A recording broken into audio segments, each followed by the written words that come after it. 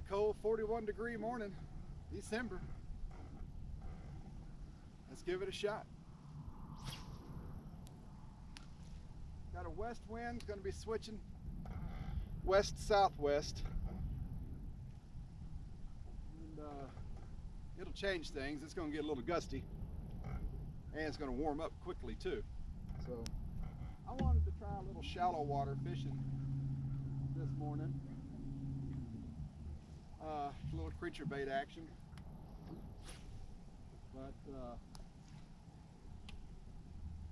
may wind up right back out in the deep, because the water temperature's only 65 degrees. It's not like, 55 degrees. It's not like it's down in the upper 40s or anything. So I'm just going to naturally work my way deeper.